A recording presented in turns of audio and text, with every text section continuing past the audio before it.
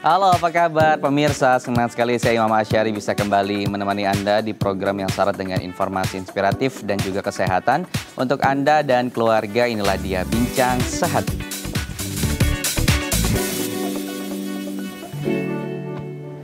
Iya, pemirsa, ini adalah hari kelima kita merayakan Hari Raya Lebaran. Biasanya masih ada beberapa yang menjalani silaturahmi sekalipun sudah banyak kemudian yang harus masuk kantor. Tapi selama 4 hari ke belakang nih kita sudah banyak mengkonsumsi makanan yang kemudian mengandung kalori yang banyak. Terus kemudian mengandung santan yang dimana kita tahu LDL di sana banyak sekali gitu. Dan kita juga sudah pasti kemudian mengkonsumsi makanan-makanan lain yang manis. Nah, ini kemudian apa sih bahayanya untuk tubuh kita? Salah satunya adalah penyempitan yang terjadi di pembuluh darah, dan ini juga bisa menyebabkan beberapa penyakit seperti misalnya ginjal, stroke, dan juga tadi ya jantung gitu. Nah, ini berasal dari makanan-makanan tadi. Nah, penyebabnya adalah tadi darah tinggi, tekanan darah kemudian tinggi dan ada sumbatan tersebut. Ketika terjadi sumbatan di kepala, kemudian terjadi stroke. Ketika terjadi sumbatan di jantung, kemudian penyakit jantung. Ketika terjadi hal yang lain ya tadi di ginjal, karena hipertensi kemudian membuat ginjal kita bekerja lebih berat lagi gitu. Nah, ketika dia harus diporsir, bekerja lebih berat lagi, nah inilah kemudian yang menyebabkan gagal ginjal. Ternyata hipertensi itu berbahaya untuk tubuh kita ketika kita tidak melakukan penanganan sedini mungkin. Nah, inilah akan menjadi pembahasan kita hari ini, apa sih kemudian hipertensi dan apa penyebabnya dan apa nanti bahayanya untuk tubuh kita. Kita akan bahas nanti di segmen berikutnya. Tapi sebelum itu saya akan berikan beberapa fun fact seputar menjaga berat badan. Karena ini penting sebagai salah satu pencegahan dari hipertensi adalah tadi menjaga berat badan. Apa yang bisa kita lakukan? Yang pertama adalah jangan tinggalkan sarapan. Nah, sarapan kenapa penting? Karena disinilah kita akan memulai mobilitas. Ketika kita akan mulai bekerja ataupun melakukan aktivitas, kemudian badan kita perlu energi. Dari mana energinya? Ya dari asupan yang kita berikan kepada tubuh. Dari mana itu? Ya, itu dari sarapan pagi kita. Tapi kemudian harus diperhatikan nih, apa sih menu sarapan yang baik? Nah, biasa kan kita sudah tahu ya isi piringku. Tinggal mengikuti saja aturan tersebut, kemudian apa nutrisi yang harus dilengkapi, berapa kadar karbonya, berapa kadar proteinnya gitu, yang nabati ya. Dan juga beberapa kadar-kadar yang lain seperti serat dan lain sebagainya. Ini penting kemudian harus kita perhatikan. Jangan kemudian karbonya terlalu banyak gitu, atau misalnya tidak pakai karbo sama sekali gitu, karena itu juga penting untuk kemudian kita memiliki energi dalam melakukan aktivitas setiap harinya. Yang kedua adalah atur porsi makan. Porsi makan juga tadi harus diperhatikan gitu. Karbonya tidak boleh terlalu banyak, proteinnya juga tidak boleh terlalu berlebih, karena kita masih ada kemudian jam-jam makan yang sudah kita atur begitu ya. Dengan kita atur porsinya, jangan terlalu banyak juga, sesuaikan dengan berat badan kita saat ini berapa, tinggi badan kita berapa. Nah, seperti itulah kemudian kadar porsi yang harus kita siapkan untuk kita setiap hari. Jangan lupa, penting kemudian untuk kita menjalani sarapan pagi seperti yang saya sebutkan tadi, karena di pagi hari kita akan memulai aktivitas. Berikutnya adalah atur jadwal makan. Nah, ini yang penting karena kalau kita tahu jadwal makan kita, tubuh kita kemudian akan memahami. Kalau kita misalnya makan 4 jam sekali di pagi, misalnya jam 6, terus kemudian kita akan lanjutkan di siang hari dan kita akan lanjutkan di sore hari, tubuh akan secara otomatis melakukan produksi begitu ya di dalam tubuh kita dengan asupan makanan yang kita masukkan. Nah, ketika kita tidak sarapan, kemudian kita akan nyemil di 2 jam sekali, terus akan makan siang lagi di 5 jam kemudian, dan akan terus begitu sampai dengan kita misalnya bangun malam, kita masih akan nyemil lagi. Nah, tubuh akan bingung kapan kemudian kita harus memproses makanan tersebut. Karena itu penting untuk kita menjadwal kapan kita akan makan berat di pagi, siang, dan juga sore hari atau malam hari, kapan kita harus cemilan gitu ya. Dan cemilan juga harus diperhatikan, jangan semua cemilannya manis dan mengandung kalori yang banyak. Usahakan di sela cemilan itu ada juga buah yang bisa kemudian memiliki kandungan serat yang baik untuk tubuh kita. Jadi penting untuk kita mengatur waktu gitu agar tubuh kita juga bisa terprogram dengan baik, pemirsa. Berikutnya adalah konsumsi buah dan sayur. Nah, seperti yang saya bilang tadi, banyak kemudian kandungan vitamin di dalamnya, di mana buah dan sayur ini juga membantu kerja organ kita untuk memproses makanan tersebut. Jangan kemudian ini ditinggalkan, karena seringkali di Indonesia kita banyak meninggalkan sayur dan juga buah-buahan. Mungkin karena tidak terbiasa dari kecil gitu ya, ketika dewasa ketika kita makan hanya memperhatikan protein dan juga karbohidrat. Tapi ternyata ada juga serat yang juga harus kita penuhi. Berikutnya adalah kurangi gula dan garam. Sebisa mungkin kita mengurangi gula dan garam. Di Indonesia biasanya garam ini menjadi hal yang penting. Dan gula juga menjadi penyedap yang penting. Kalau misalnya kita tidak menggunakan penyedap, biasanya kita akan menambahkan gula. Tapi di tubuh kita hanya membutuhkan kurang lebih 1 sendok setiap hari gitu ya. Jangan lebih dari itu begitu. Nah, ketika kita sudah lebih dari itu, kemudian kadar gula kita juga akan nambah, dan sudah pasti ketika itu mengendap itu akan menjadi kegemukan dan kita tidak bisa lagi mengontrol berat badan kita. Menarik sekali, kita akan bahas ini nanti satu persatu dengan pakar. Untuk Anda pemirsa yang tertarik dengan tema kita hari ini, Anda bisa menghubungi kami di 021 290 32644 atau bisa melalui Instagram kami di @bincangsehat.tv. Saya akan kembali membahas ini nanti satu persatu saja. Jangan kemana-mana, tetap bersama kami di Bincang Sehat.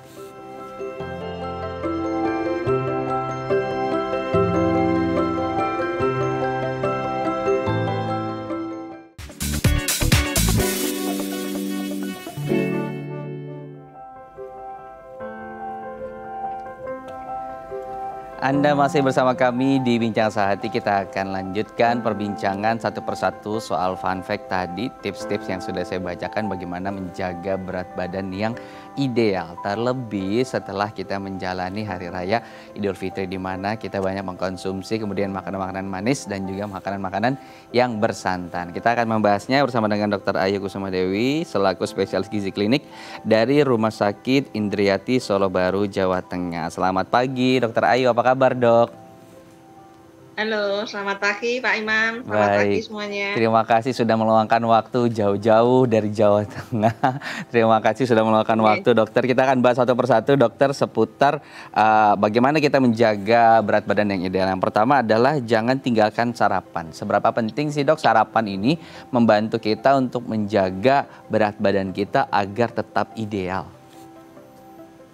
Ya betul, sarapan ini adalah satu poin yang penting yang tidak boleh kita skip ya, tidak boleh kita lewatkan ya. Jadi kebanyakan masyarakat itu berpikir pada saat dia kelebihan berat badan, sudah tidak sarapan aja beratnya udah lebih, apalagi kalau masih sarapan, biasanya pemikirannya seperti itu. Tapi memang sebetulnya sarapan ini tidak boleh ditinggalkan, karena pada saat kita tidak sarapan, kita berpikir nanti dengan kita tidak sarapan lemak kita akan banyak terbakar, tapi sebetulnya secara metabolisme pada saat kita tidak sarapan maka kadar gula kita rendah, maka metabolisme tubuh kita akan melambat. Jadi kalau kita berharap dengan kita tidak sarapan kita akan lebih terbakar lemaknya, itu sebetulnya juga kurang tepat ya. Jadi memang tetap kita seharusnya sarapan sehingga kita sudah cukup kenyang, jadi kita tidak banyak mengemil ya, karena memang terus terang secara psikologis itu biasanya kalau tidak sarapan kan memang cenderung masih lapar. Nah nanti dia pasti akan mengemil lebih banyak. Nah kebetulan biasanya yang kita cemil itu malah lebih banyak untuk kalori dan lemaknya. Jadi sebaiknya memang kita tetap sarapan dan kita pilih untuk komposisi porsi di sarapan tadi juga harus lengkap ya. Jadi untuk karbohidrat, protein, lemak dan juga seratnya akan menjadikan metabolismenya kita baik dan bisa tetap menurunkan berat badan. Jadi jangan sampai salah kaprah tadi gitu ya, tidak sarapan supaya kemudian lemak yang mengendapnya terbakar saat kita beraktivitas, tapi sebetulnya tadi malah metabolismenya melemah. Nah menarik tadi soal porsi makan. Porsi makan itu sebetulnya gimana untuk sarapan pagi dan juga pola makan yang lain, misalnya seperti siang gimana, terus juga sore gimana dok? Karena kalau pagi ini cenderung kan kita hanya mengkonsumsi roti untuk yang mau singkat begitu ya gitu, atau makanan-makanan lain misalnya hanya satu buah pisang gitu, dan seperti itu kayak banyak terjadi di masyarakat kita gitu. Benar nggak sih seperti itu cukup gitu untuk kita memulai aktivitas, atau justru selama ini saya dan juga kebanyakan masyarakat yang lain salah nih soal konsumsi sarapan paginya dok? Ya sebetulnya kalau sarapan ini adalah salah satu makan yang penting ya. Jadi kita harus ingat bahwa pada saat kita makan malam ya kan, jadi kalau kita sarapan itu kan sebelumnya makan malam terakhir energinya, kalorinya dari makan malam terakhir. Ya contoh mama jam 5, jam 6 atau jam 7 malam. Habis itu kita sudah tidak makan apa-apa, habis paginya kita adalah waktunya sarapan. Jadi kalau kita bangun, kita lapar, itu biasanya karena gula darah kita rendah, itu waktunya sarapan.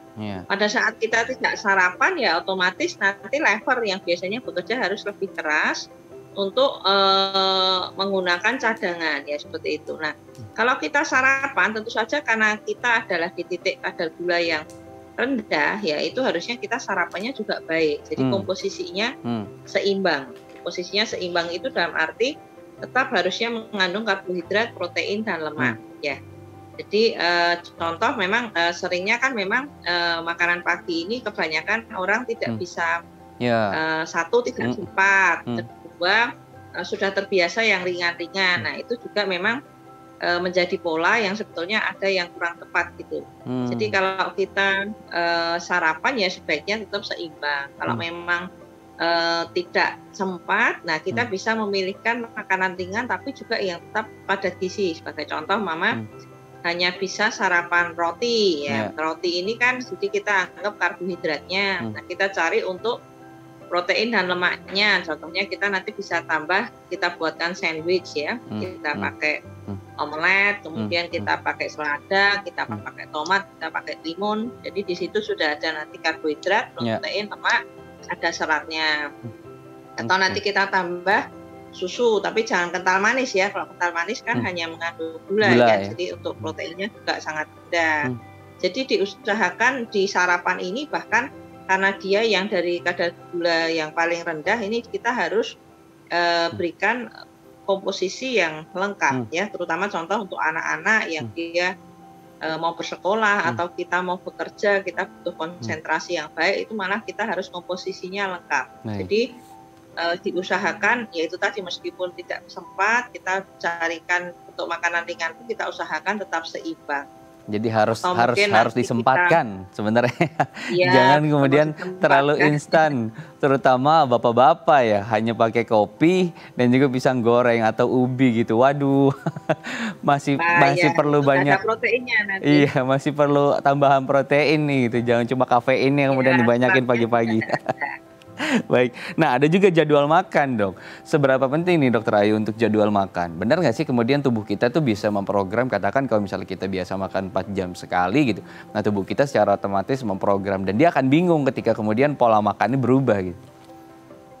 Ya tentu saja kalau dengan kita makan dengan lebih teratur jadwal makannya itu akan lebih baik. Karena nanti akan mengganggu metabolisme kita. Jadi contoh kalau seumpama bahkan untuk pasien diabetes itu nanti dia kita anjurkan untuk makan 6 kali, yaitu 3 kali makan besar, 3 kali jam snack.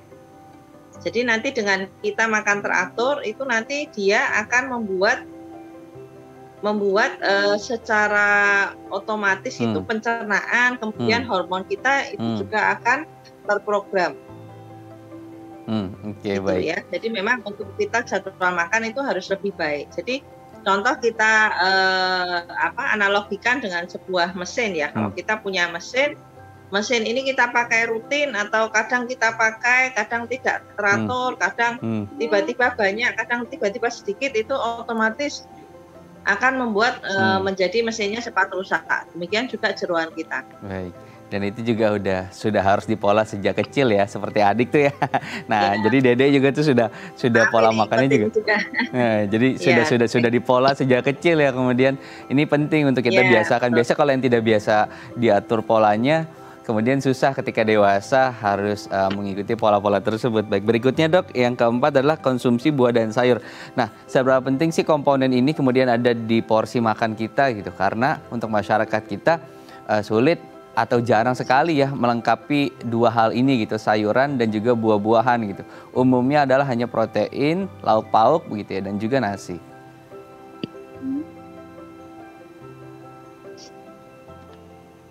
Ya, oke. Jadi kalau untuk konsumsi buah dan sayur ini adalah suatu komponen yang tidak bisa ditinggalkan ya. Jadi sebetulnya untuk kebutuhan serat harian kita itu sekitar 25 sampai 30 gram yang itu tidak bisa kita penuhi dengan kita tidak mengkonsumsi cukup buah dan sayur. Kemudian untuk sumber antioksidan, vitamin dan mineral juga hanya bisa kita dapatkan terutama dari buah dan sayur ya. Jadi tadi sebagai contoh pada waktu kita mengatur jam makan, tadi kan kita ada 3 kali jam makan besar ya. Jadi untuk contoh jam 7 sampai jam 8, jam 12 sampai jam 1, kemudian jam 5 sampai jam 6. Kemudian diantaranya kita bisa masukkan jam snack. Jam snack ini berarti sekitar mungkin jam 10, jam 3 ya, atau mungkin jam kalau masih lapar ya berarti jam 8. Kalau enggak ya tidak perlu, biasanya selesai di jam makan malam ya. Nah, itu nanti agar kita tidak lupa, jadi untuk tiap kali kita makan, di jam makan besar diusahakan harus selalu ada sayur. Oke. Sebisa mungkin di jam makan besar harus ada tadi sayur. Oke. Ya, jadi kalau yang dianjurkan kan memang isi piringku ini adalah sayur itu kalau bisa memang terutama untuk mengurangi berat badan itu jadi di piring kita itu 50% separuhnya sayur. Itu kita isi dengan sayur, kemudian 25% seperempatnya dengan karbohidrat, kemudian seperempatnya lagi dengan lauk ya. Kayaknya seperti itu. Jadi kalau kita mau lebih seimbang juga ada lauk hewani dan lauk nabati. Jadi kan dia punya asam amino yang bisa nanti akan saling melengkapi.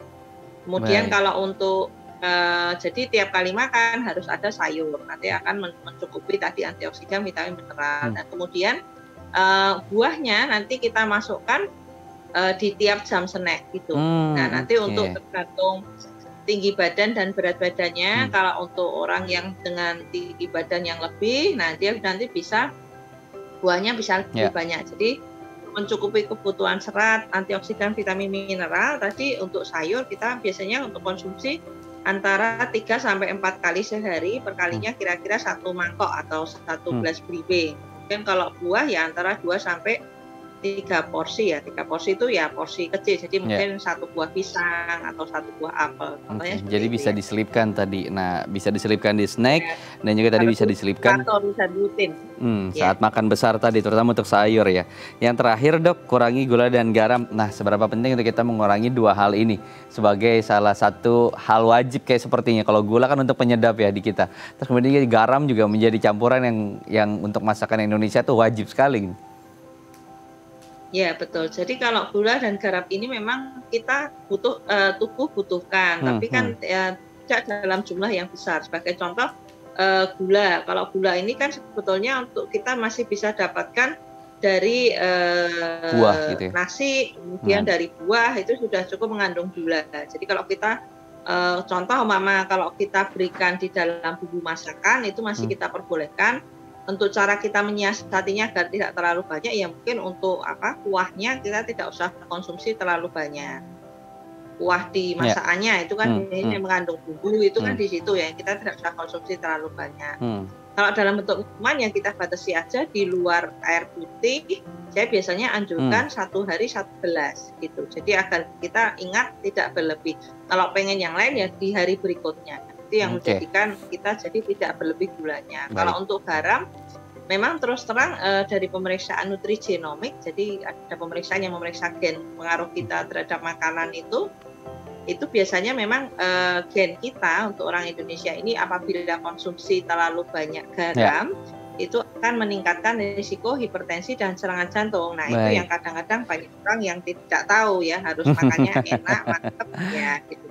Dan ini adalah memang garam tidak cuma di garam dapur, masalahnya di garam terutama itu ya. Dan itu lezat sekali kemudian kalau makanan dicampur dengan garam, tapi kalau berlebih tadi resiko adalah hipertensi tadi. Baik, Dokter Ayu terima kasih sudah berbagi informasi seputar bagaimana kita bisa mengatur makanan kita, baik pola, jam, dan juga asupannya seperti apa. Terima kasih Dokter Ayu, semoga bermanfaat untuk masyarakat dan juga pemirsa Bincang Sehati. Ya pemirsa, seperti yang disinggung tadi oleh Dokter Ayu, kalau misalnya kita kebanyakan garam juga tidak baik. Salah satunya adalah bisa menyebabkan hipertensi. Ini akan juga kita bahas di segmen selanjutnya. Untuk Anda yang ingin bertanya bisa menghubungi kami di 0212903244 atau bisa melalui Instagram @bincangsehati.tv. Saya harus jeda dulu, jangan kemana-mana, tetap bersama kami di Bincang Sehati.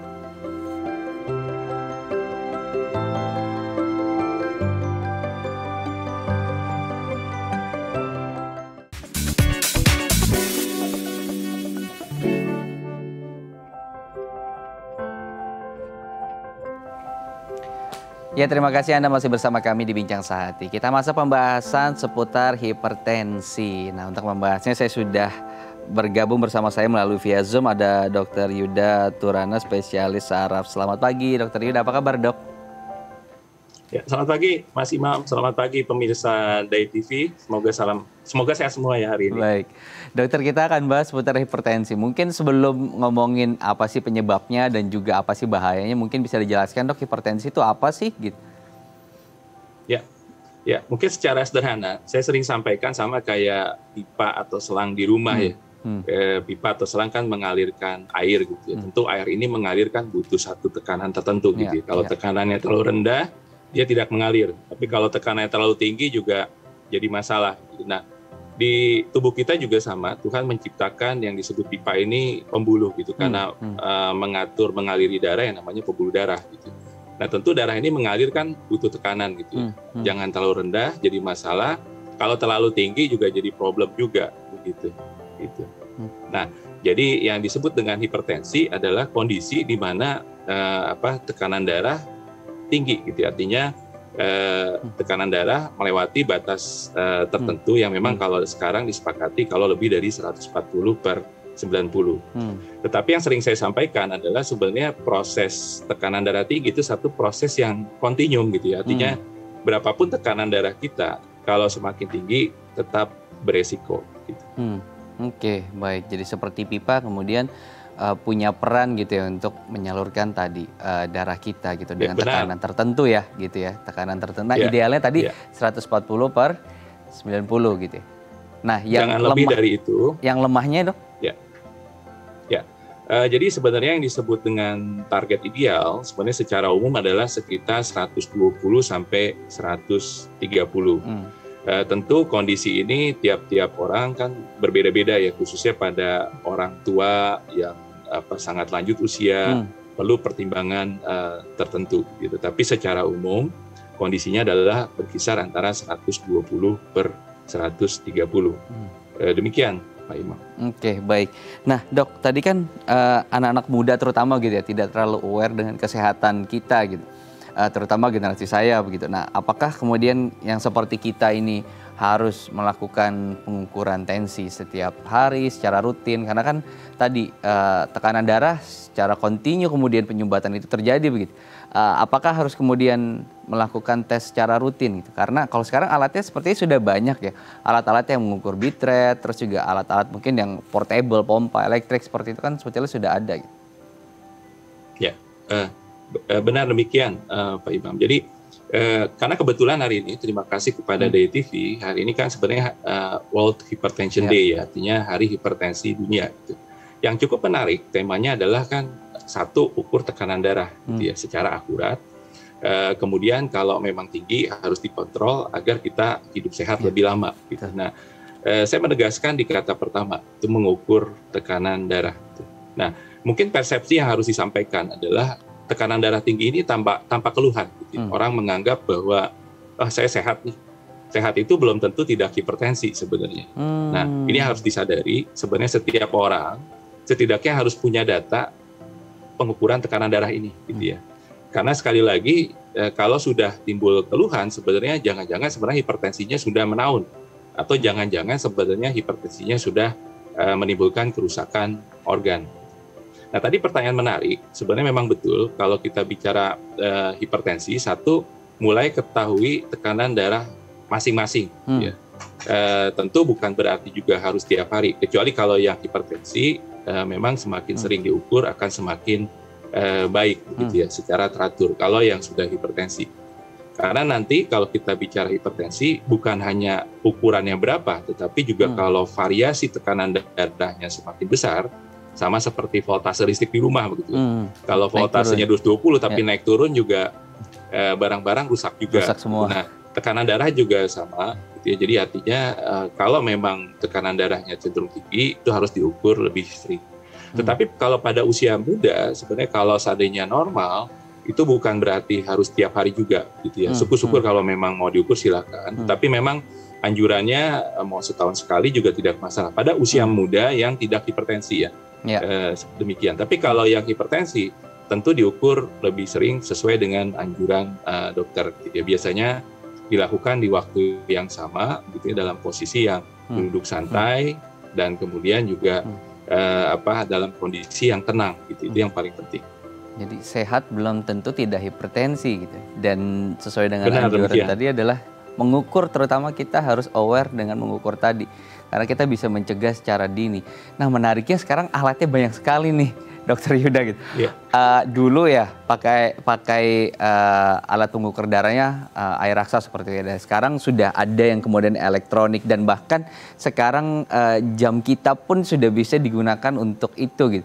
Nah sebetulnya dari ketiga alat ini efektivitasnya seperti apa, Dok? Apakah dengan jam tangan tadi sudah cukup kemudian kita mengetahui riwayat harian? Karena jam itu kan bisa kita set per setiap hari di jam tertentu atau misal per setiap menit mereka akan melakukan pengecekan secara otomatis menggunakan laser gitu. Ya, terima kasih. Jadi memang menariknya adalah kalau kita bicara diagnosis hipertensi itu agak berbeda dengan diagnosis penyakit lain. Kita mengandalkan yang disebut dengan alat ukur. Gitu. Untuk mendapatkan satu hasil yang betul-betul akurat, tentu satu butuh persiapan yang baik, kedua butuh alat yang baik juga, alat yang akurat gitu ya. Nah, alat benar saat ini banyak alat yang bisa mengukur gitu ya. Tapi untuk saat ini memang yang menjadi standar saat ini adalah yang diukur yang di daerah lengan atas gitu, Mas Imam. Kemudian memang sejak tahun 2019 itu air raksa mulai ditinggalkan. Itu karena satu masalah lingkungan juga, dan kita beralih sekarang ke alat-alat yang digital, yang elektronik, yang banyak tersedia gitu. Kalau saat ini memang yang menjadi standar, gold standard adalah yang diukur di lengan atas, bukan di pergelangan lengan. Demikian, Mas Imam. Oke, baik. Jadi sebisa mungkin tadi ya sesuai dengan standar, karena akurasi juga penting untuk mengetahui seberapa bagus atau seberapa kondisi kita tuh seberapa baik atau buruk begitu tekanan darahnya tadi. Wah menarik sekali, Dok. Nanti ada pemirsa yang ingin langsung bertanya langsung dengan Dokter Yuda. Nanti saya akan sambungkan ya di segmen berikutnya. Untuk Anda pemirsa yang juga ingin bertanya langsung dengan Dokter Yuda bisa menghubungi kami di 021 290 32644 atau bisa melalui Instagram kami di @bincangsahat.id. Saya harus jeda dulu. Tetap bersama kami di Bincang Sehat.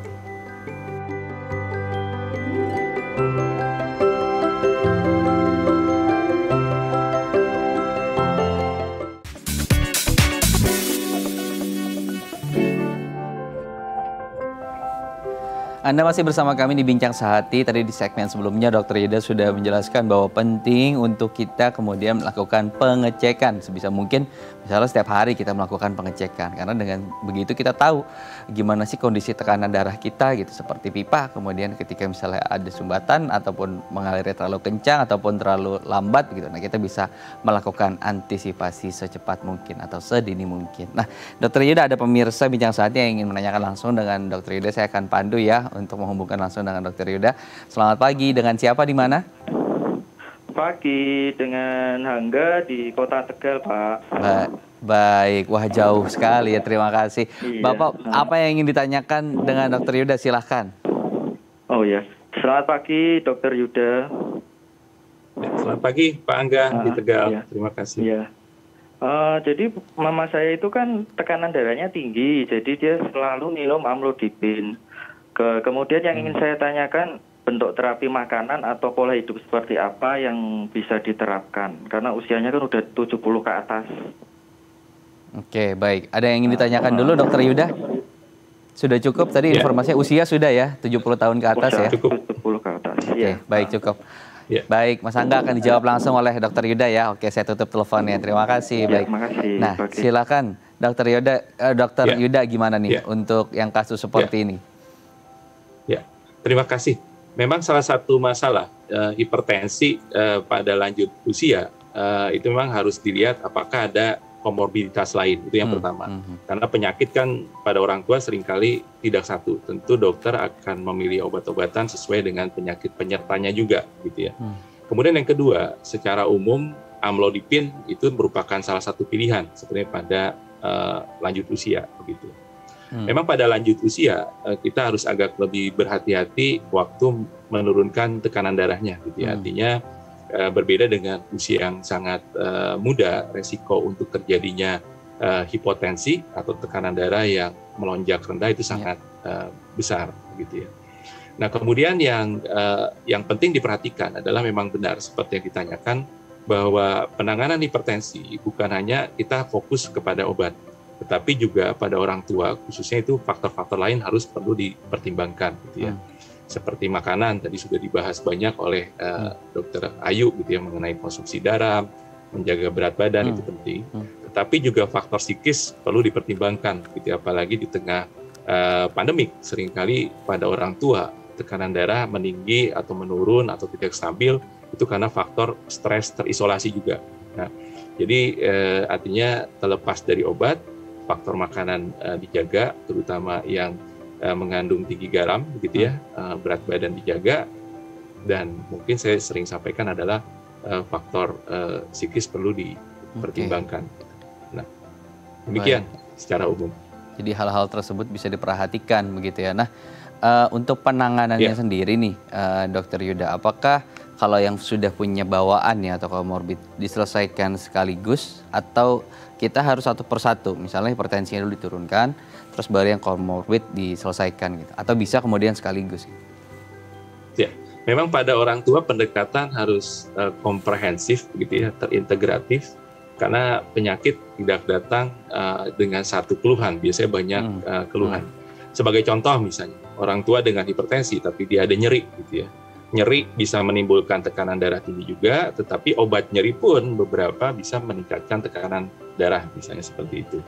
Kemudian mengenai target gitu ya, sering ditanyakan apakah targetnya sama seperti orang muda gitu. Jadi saya sampaikan 120 sampai 130.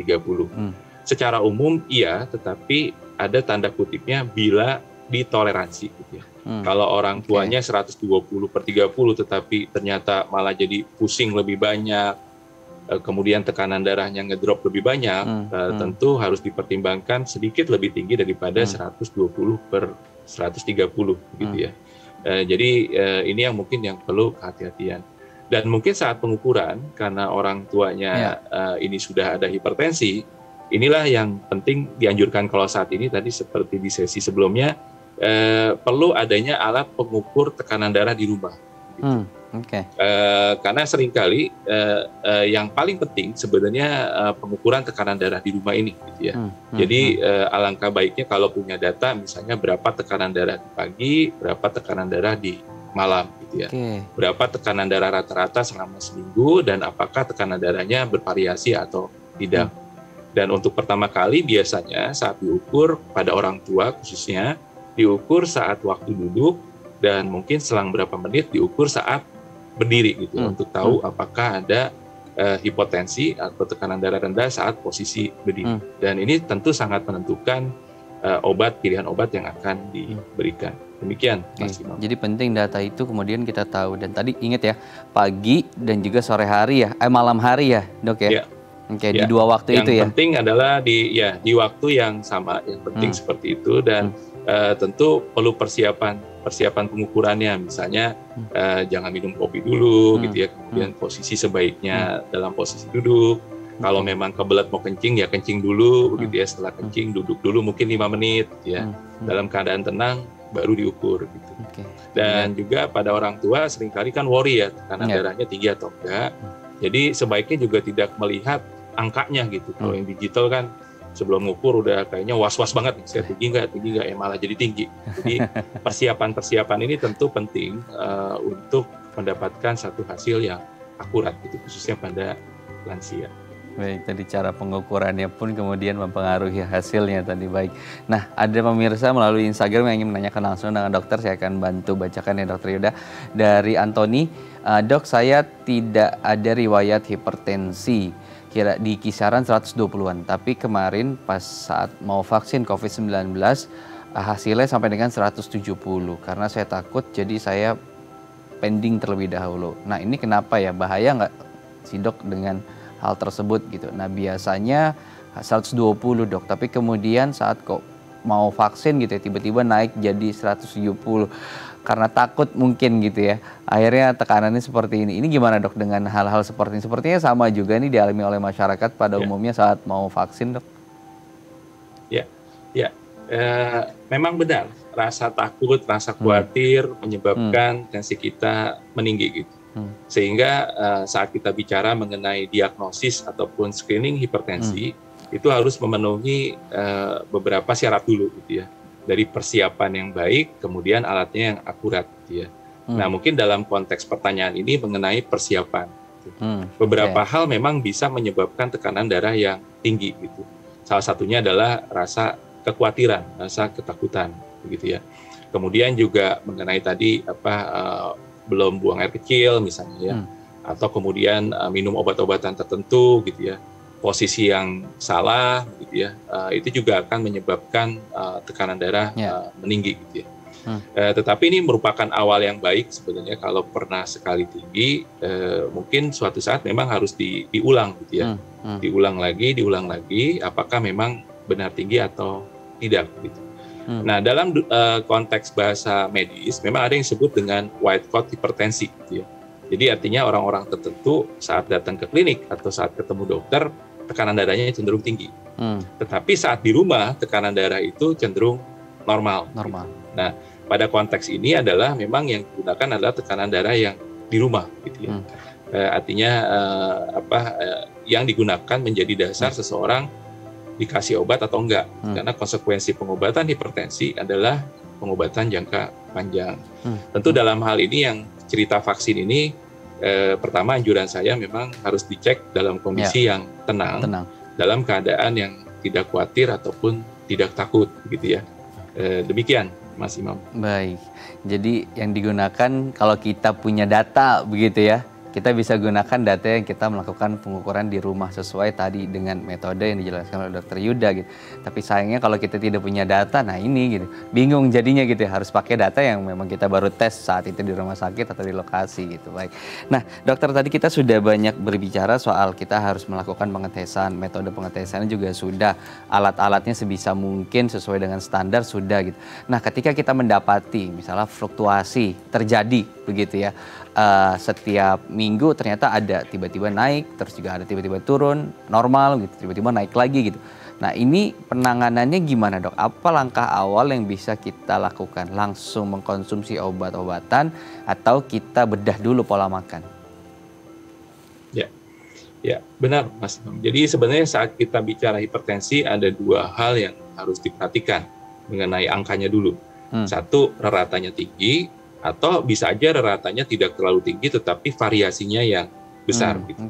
Tetapi dua-duanya resikonya besar terhadap stroke, terhadap jantung, terhadap ginjal dan organ-organ lain, dan dua-duanya harus dikontrol gitu. Tentu penanganan hipertensi bukan start lewat obat dahulu, tetapi kita mulai dari pola hidup begitu ya. Kecuali kalau hipertensi yang grade 2 ke atas, misalnya memang dari mulai awal ketahuan udah 160 ke atas, ya tentu dokter biasanya mengkombinasi antara gaya hidup sehat dan obat-obatan. Tetapi pada hipertensi yang grade 1, gitu, pada hipertensi yang tanda kutip ringan, biasanya akan dicoba dimulai dengan perubahan pola hidup dulu, gitu ya. Misalnya seseorang yang merokok, kenapa enggak kita coba rokoknya di stop dahulu, gitu ya. Seseorang yang tadi obesitas, seseorang yang konsumsi garam tinggi, kenapa enggak kita ubah dulu begitu ya. Tentu kita coba dari perubahan gaya hidup dulu. Bila gaya hidup ini diubah, syukur-syukur tekanan darahnya normal saat kontrol ulang, itu mungkin tidak perlu obat. Tetapi kalau gaya hidup pun tekanan darah masih tinggi, dokter akan mempertimbangkan. Itu tentu dengan berbagai alasan tertentu, pertimbangan yang masak harus dimulai dengan obat-obatan gitu, dikombinasi dengan perubahan gaya hidup. Demikian Mas Imam. Oke, jadi dilihat dulu case by case-nya gitu ya. Kalau anak-anak muda dengan tekanan katakan misalnya usia di bawah 20 dengan tekanan darah tinggi gitu ya, hipertensi. Ini sudah dipastikan gaya hidup atau gimana, Dok? Ya. Masih bisa banyak penyebab gitu. Karena kalau nanti kita bicara etiologi hipertensi, ada hipertensi yang disebut hipertensi primer dan sekunder gitu ya. Justru sebenarnya semakin muda usia terkena, kemudian semakin hipertensinya sulit dikontrol, biasanya dokter akan curiga adanya underlying-nya, adanya penyebab lain. Biasanya pemeriksaan akan lebih mendalam, lebih terperinci misalnya. Adakah kelainan di ginjal, adakah faktor gangguan organ lain pada hipertensi yang usia muda. Gitu. Nah, pada hipertensi pada usia yang lebih tua, 40 tahun ke atas, gitu ya, kita biasanya dokter berpikir pola hidup dulu, gitu ya, ataupun faktor misalnya keturunan dari orang tuanya. Demikian. Tapi kalau usia 20 tahun ke bawah, dia misalnya hipertensi, sulit dikendalikan hipertensinya, tentu tetap selalu mulai dari gaya hidup diperhatikan, tetapi juga dokter biasanya mulai curiga adakah faktor-faktor gangguan sekundernya gitu, yang menjadi penyebab hipertensinya. Baik, karena kalau kita lihat pola konsumsi anak-anak sekarang gitu ya, dari makanan, cemilan dan lain sebagainya sangat mengkhawatirkan gitu, dan ini juga harus jadi perhatian kita sebagai orang tua. Baik, sebisa mungkin harus sering tadi melakukan pengecekan gitu ya, mau anak-anak, mau dewasa, mau lansia, sebisa mungkin setiap hari tadi, pagi dan juga malam hari, sehari 2 kali. Baik, dokter, saya harus jeda dulu, saya harus break dulu. Nanti ada pemirsa yang ingin menanyakan langsung dengan Dokter Yuda. Nanti saya juga akan sambungkan. Untuk Anda pemirsa yang ingin bertanya langsung dengan Dokter Yuda, bisa menghubungi kami di 021 290 32644. Saya harus break dulu, jangan kemana-mana, tetap bersama kami di Bincang Sehati.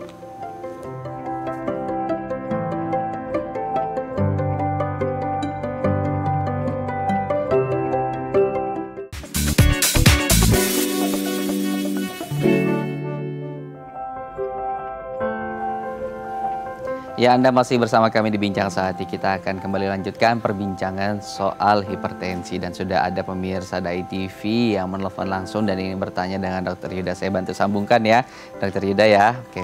Selamat pagi, halo, dengan siapa, di mana? Iya. Selamat. Halo Mbak, ini. Ya, silakan. Yang volume TV-nya boleh dikecilkan dulu, Ibu. Oh iya, siap. Iya. Oke, baik. Silakan dilanjutkan. Dari siapa, di mana, Ibu? Oh, selamat siang, dokter. Ini saya Ibu Tiarma dari Sumatera Utara, dok. Baik, silakan. Apa yang ingin ditanyakan, Bu? Umur saya 66 tahun. Saya tiap pagi suka tensi, dok, stabil 160/100. Tapi memang saya udah 10 tahun minum amlodipin, dok. Itu kayak mana kira-kiranya risikonya, dok? Baik, jadi sudah tes tiap pagi ya, Bu? Malam apakah tes juga? Iya, saya memang mantan perawat, dok, di RSPAD tadinya. Jadi saya jaga-jaga karena memang saya udah pernah divonis dengan jantung, dok, di RSPAD. Jadi saya was-was gitu, dok. Itu dia. Tapi tetap tensi ya, minimal sekali sehari atau 2 hari sekali gitu, dok. Tapi stabil 160/80. Tapi kayak mana, dok, kira-kiranya itu dampak-dampaknya ke organ lain? Baik. Itu aja, dok. Dokter Yuda, ada yang mau ditanyakan atau sudah cukup tadi keterangannya? Ya. Cukup. Oke, baik. Ya. Oke, saya tutup ya teleponnya, Ibu. Nanti akan dijawab langsung oleh Dokter Yuda. Iya, sama dokter ya. Baik, terima kasih, Ibu. Oke, silakan, dokter. Ya, terima kasih Bu Tiarma di Sumatera Utara sudah bergabung. Jadi ini juga kita bisa belajar sama-sama dari kasus Bu Tiarma gitu ya. Jadi artinya usia sekitar tadi 60 lewat gitu, tapi belum 70 tahun. Kemudian tekanan darah ini udah sekitar 160 begitu ya. Artinya udah masuk ke grade 2 gitu ya. Seperti itu. Kalau diukur waktu pagi hari gitu ya. Dengan hanya satu macam obat. Dan yang ada data tambahan tadi sudah hipertensinya bukan hanya hipertensi, tetapi hipertensi yang sudah terkena target organ, dalam hal ini jantung. Ya. Tentu pada kasus Bu Tiarma ini perlu penanganan hipertensi yang lebih lanjut gitu ya. Satu, kalau kita bicara obat kan memang jenis obatnya. Kemudian yang kedua juga apakah tekanan darahnya sudah tercapai apa belum gitu ya. Demikian. Nah, di sini misalnya obat hanya satu jenis gitu ya. Ada kemungkinan di kasus Bu Tiarma ini membutuhkan 2 jenis obat gitu. Jadi biasanya kita kombinasi gitu ya. Kalau zaman dulu kecenderungannya kan adalah kalau satu obat nih tekanan darah belum mencapai target, biasanya kita akan meninggikan dosisnya. Tetapi di konteks yang sekarang adalah lebih cenderung untuk menggunakan 2 obat, tetapi dengan dosis yang lebih kecil, tetapi dikombinasi 2 obat. Kemudian 2 obatnya jenis yang mana? Nah, tentu dokter akan memilih sesuai dengan penyakit penyertanya. atau sesuai dengan kerusakan targetnya. Misalnya seseorang yang diabetes dengan seseorang yang misalnya ada gangguan jantung, tentu pilihan obatnya akan berbeda.